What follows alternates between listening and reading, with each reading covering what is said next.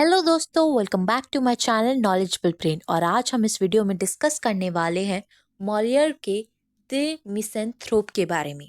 दोस्तों, मैंने पिछली वीडियो में मॉलियर की लाइफ और करियर के बारे में डिस्कस किया था। आप जाके मेरे चैनल पर देख सकते हैं। वीडियो ढूंढने में कोई दिक्कत आए तो प्लेलिस्ट में जाके ट्रांसलेशनल स्टडी की वीडियो को देख सकते हैं। चलिए बात करते हैं इस प्ले की, लेकिन इसके पहले पॉइंट्स को कुछ डिस्कस करते हैं। उसके बाद हम इसकी समरी को डिस्कस करेंगे।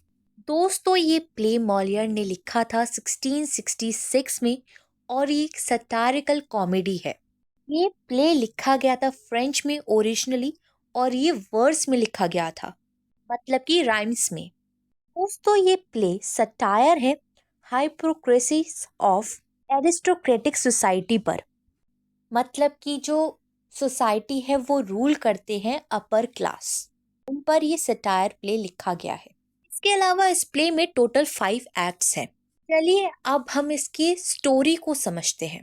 प्ले की शुरुआत में दिखाया जाता है एल्सेस्ट को, जो कि एक फ्रेंच एरिस्टोक्रेट है, जो अपने दोस्त फिनलैंड से आर्ग्यू कर रहा है कि जिन लोगों को हम कम रिस्पेक्ट देते हैं उन लोगों को कैसे ट्रीट किया जाए।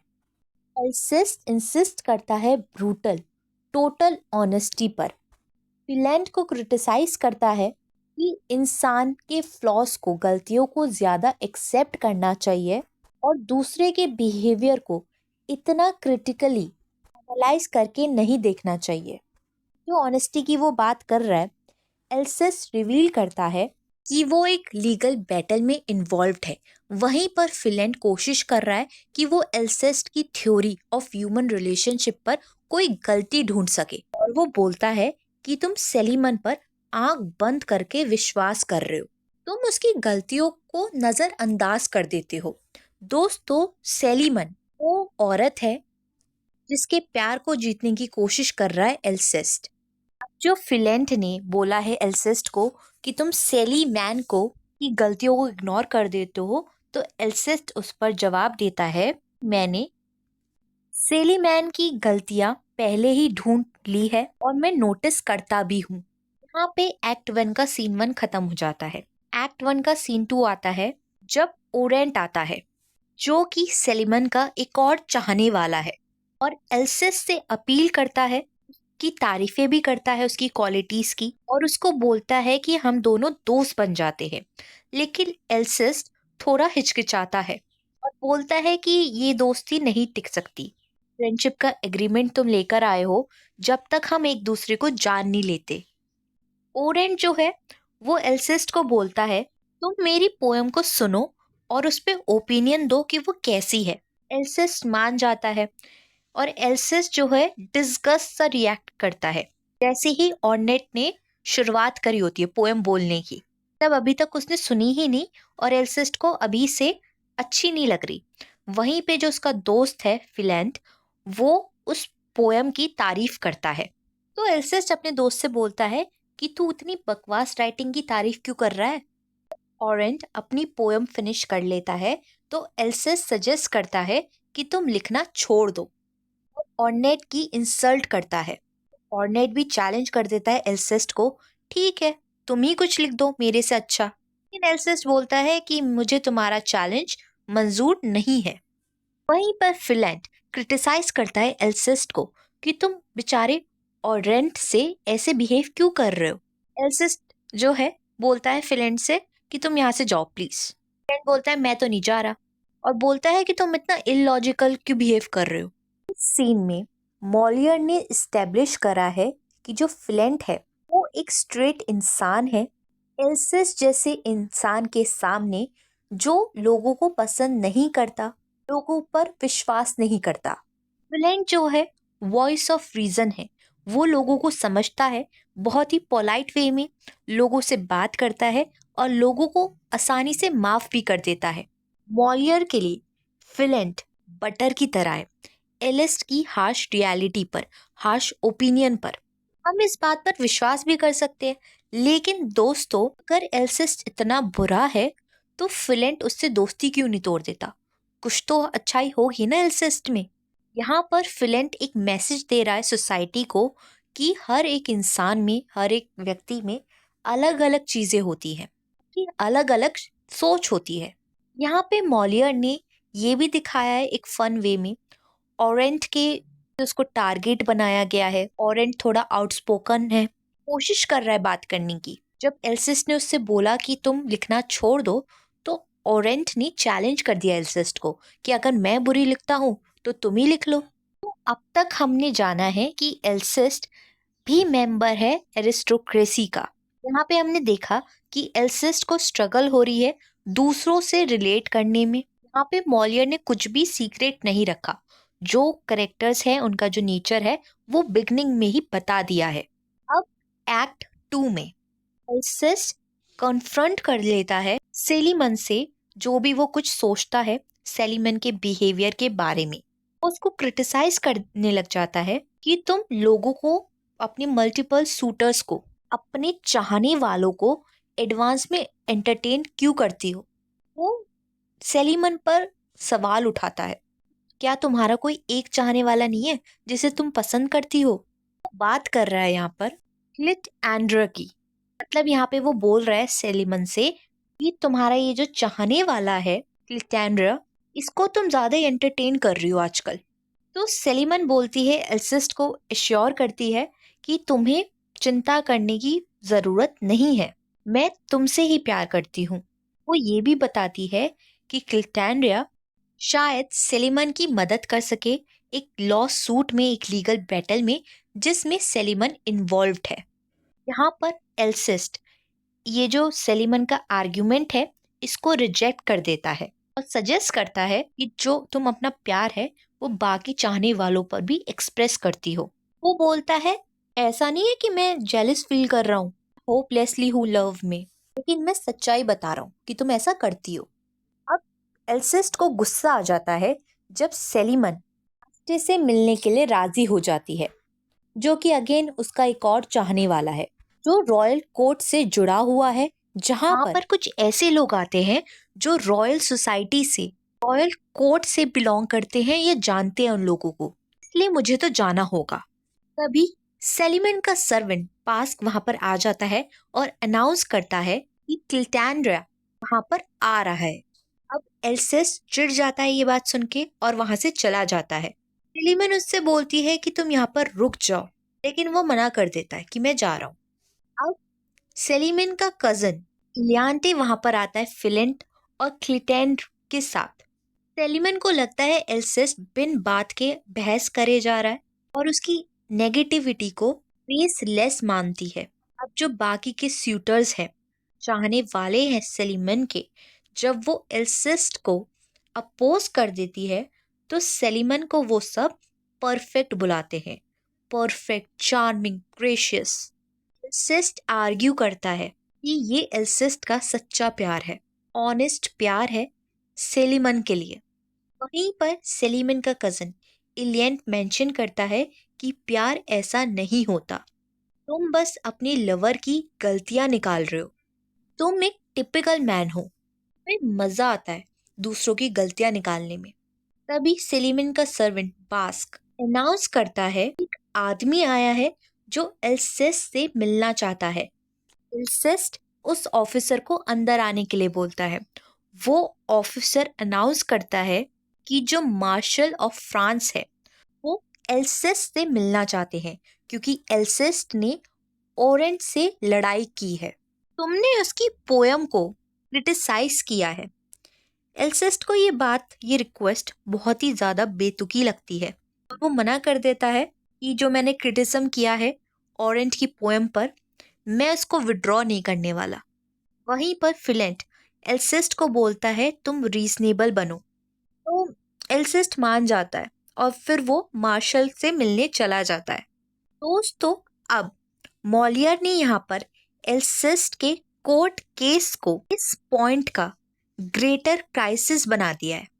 पहली बार इस प्ले में एक सस्पेंस, एक ड्रामेटिक डिवाइस देखने को मिल रहा है। यहीं पे एक्ट 2 खत्म हो चुका है। एक्ट 3 में क्लिटेंड्रे और अकास्टे आपस में डिस्कस कर रहे हैं कि वो सेलिमन को कितना चाहते हैं। जब क्लिटेंड्रे अकास्टे से पूछता है हमेशा इतने चीयरफुल कैसे रहते हो, तो अकास्टे एरोगेंटली जो है बोलता है क्योंकि वो यंग है, रिच है, अट्रैक्टिव है, इसलिए उसके पास ऐसी कोई वजह नहीं है कि वो खुश ना रहे। लेकिन वो मानता है कि जो सेलिमन है वो उससे प्यार नहीं करती। दोनों आपस में डिस्कस करते हैं हम दोनों में से किसी एक को ये जो सेलिमन का पीछा है ये छोड़ देना चाहिए और दूसरों को देखना चाहिए। सेलिमन देखती है कि क्लिटानरे और अकास्टे अभी भी उसके घर में है। तो क्लिटानरे बोलता है कि ये तुम्हारा प्यार है जिसकी वजह से हम रुके हुए हैं। तभी पास्क अनाउंस कर देता है आर्सिनो आ रही है। ये वो औरत है जिसकी कंपनी ना तो सेलिमन बर्दाश्त कर सकती है ना ही अकास्टे। सेलिमन मेंशन करती है कि आर्सिनो को एल्सिस्ट पसंद है जिसकी वजह से आर्सिनो मुझे पसंद नहीं करती, मुझसे जेलस फील करती है। तभी आर्सिनो वहां पर आती है और इन्फॉर्म करती है सेलिमन को कि लोग तुम्हारे बारे में बातें कर रहे हैं कि कैसे तुम फ्लर्टी हो, लेकिन मैंने तुम्हारे डिफेंस में बात की थी। वैसे तो आर्सिनो काफ़ी ज़्यादा इनसिंसियर है और जेलस फील करती है सेलिमन से, लेकिन उसको रिकमेंड करती है कि तुम्हें अपने जो बर्ताव है उसको बदलना पड़ेगा।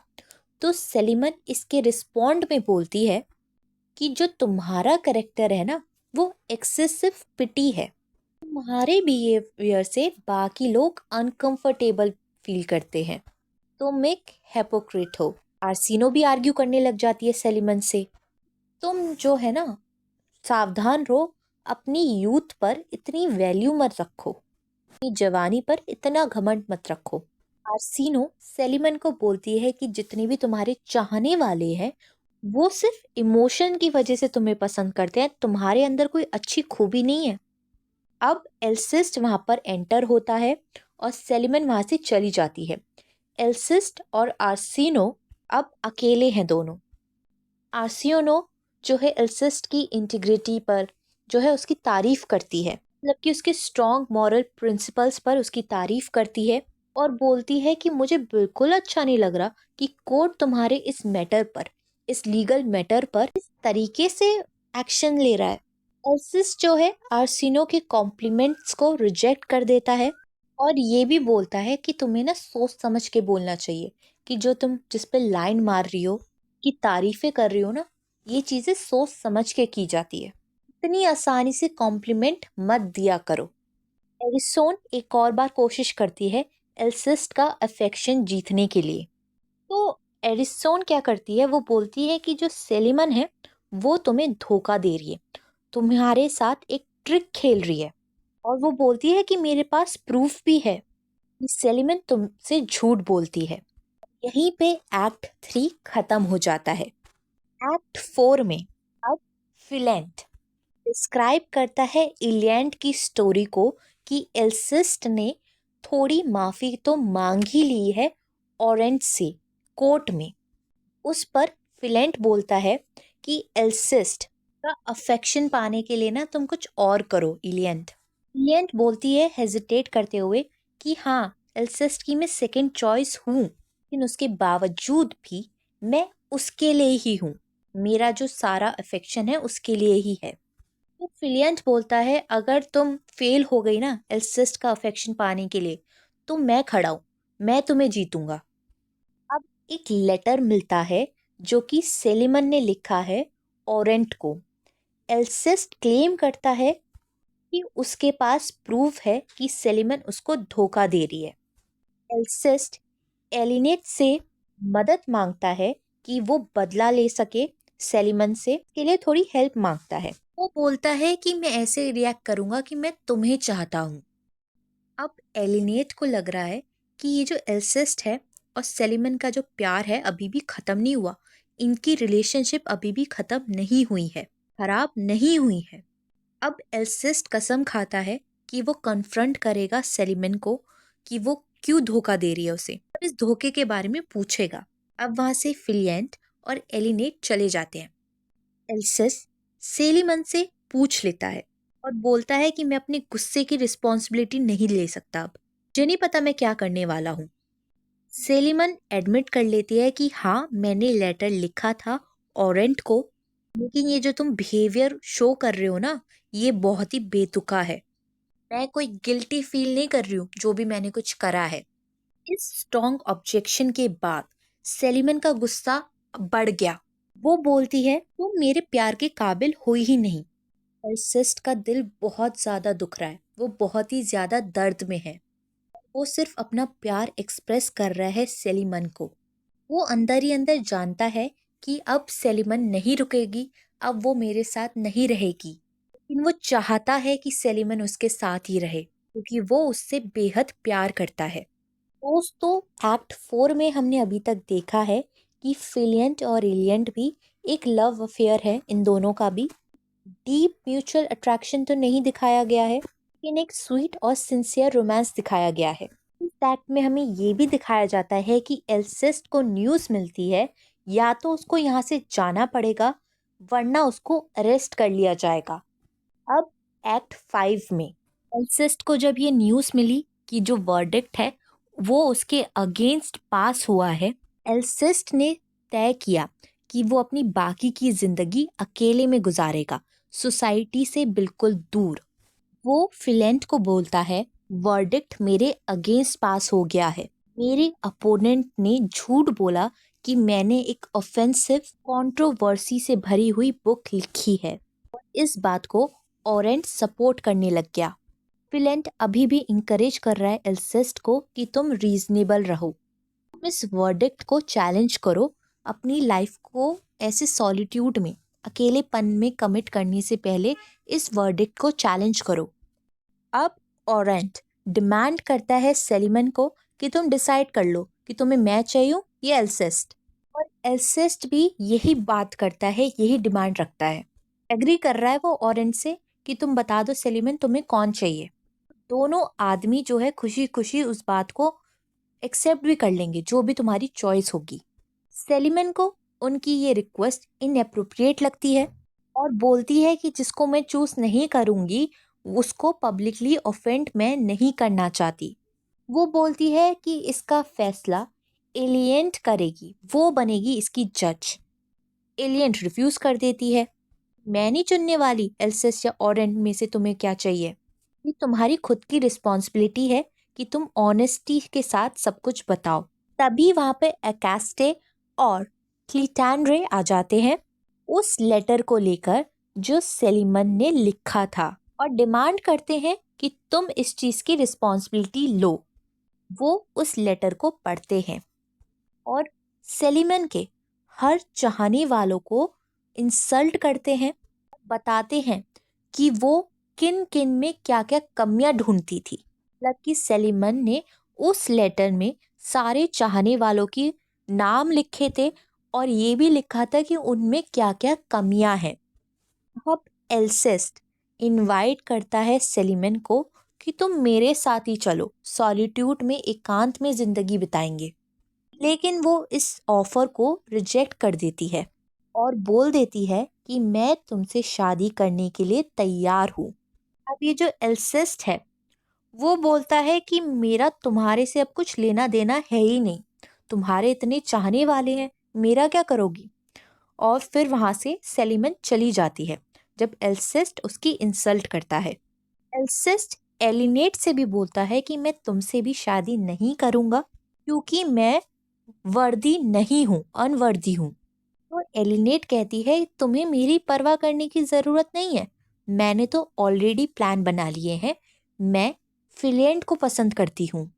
अब एल्सिस दोबारा से अपने प्लान पे फोकस करता है कि वो कहीं दूर जाके सोसाइटी से अलग बिल्कुल अकेले में रहेगा और फिलेंट और एलिनेट वहां से चले जाते हैं। लेकिन फिलेंट अभी भी इंकरेज करता है एल्सेस्ट को कि तुम अपना जो इरादा है, अपना प्लान है, इसको छोड़ दो। और यहीं पे ये प्ले खत्म हो जाता है। वो दोनों कोशिश कर रहे थे कि एल्सेस्ट खुश रहे एंड में भी, लेकिन उसके बाद प्ले खत्म हो जाता है, हमें नहीं पता आगे क्या हुआ। दोस्तों, हमने स्टोरी को तो समझ लिया है, लेकिन अब इसके कुछ क्वेश्चंस पर फोकस करते हैं जो आपसे एग्जाम में पूछे जा सकते हैं। पहला तो ये कि इस कहानी का प्रोटोगोनिस्ट कौन था, तो वो एल्सेस था और हीरोइन थी सेलिमन। दोस्तों, आपसे पूछा जा सकता है who is a misanthrope. One who dislike human kind, जिसको ह्यूमन काइंड ही पसंद ना हो। ये जो पूरा प्ले है इसकी सेटिंग है सेलिमन के घर पर। सेलिमन आर्सिनोर को बोलती है तुम्हारी एज ज़्यादा हो चुकी है, ये बुढ़ापे का मजाक उड़ाती है। जब ऑरेंज उसको अपनी पोएम सुना रहा होता है एल्सेस्ट को, तो एल्सेस्ट जो है वो उस कमरे से ही चला जाता है। साथ ही इस प्ले में ऑरेंट को एक लाउजी पोएट दिखाया है और वही था जिसकी वजह से मार्शल ऑफ फ्रांस एल्सेस्ट को लेने आए थे। एल्सेस्ट को पहली बार एरिसोन ने बताया था कि सेलिमन उसको धोखा दे रही है। पूरे प्ले में अगर कोई एक इंसान है जो वास्तव में एल्सेस्ट के प्रति काफ़ी जेन्युइन है, काफ़ी पोलाइट है, वो है उसका दोस्त फिलेंट। इस प्ले का सबटाइटल है द कैंटेंकरस लवर, जिसका मतलब होता है एक ऐसा रोमांटिक पार्टनर जो बात बात पर आर्ग्यूमेंट करता हो। एरिसोन ने सेलिमन की एक गलती के बारे में बात करी थी, वो थी फ्लर्टेशियसनेस, मतलब कि वो बहुत ज़्यादा फ्लर्टी थी।